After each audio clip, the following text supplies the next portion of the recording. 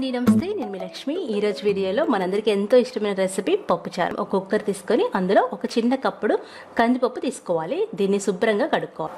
2-3 సార్లు శుభ్రంగా నీళ్ళు వంపేసి కడుక్కోవాలన్నమాట. ఇలా కడిగితే మనకి పైన పొట్టు ఏదైనా ఉన్నా సరే పోతుంది. ఇప్పుడు ఏ కప్పుతో తీసుకున్నామో అదే కప్పుతో 3 కప్పుల వరకు నీళ్లు పోసుకోవాలి. ఇలా 10 నిమిషాలు నానబెట్టుకుంటే పప్పు తొందరగా ఉడుకుతుంది. నానిన తర్వాత పప్పులో 2 పండిన పెద్ద టమాటాలు కట్ చేసి వేసుకోండి. అలాగే 7-8 పచ్చిమిరపకాయలు వేసుకోండి. 1/2 టీ స్పూన్ వరకు పసుపు వేసుకోండి. పచ్చిమిరపకాయల పప్పుచారులో సూపర్గా ఉంటాయండి. మీడియం ఫ్లేమ్లో ఒక 5 నుండి 6 విజిల్స్ ఉడికించుకోవాలి. అంత చింతపండుని 1/2 లీటర్ నీళ్ళలో నానబెట్టుకోవాలన్నమాట. ముందుగా మనం నానబెట్టుకున్న చింతపండు రసాన్ని పప్పులో వేసేయాలి. పప్పులో వేసేసి బాగా కలుపుకోండి. ఇప్పుడు పప్పుచారుని పోపు పెట్టుకోవాలి.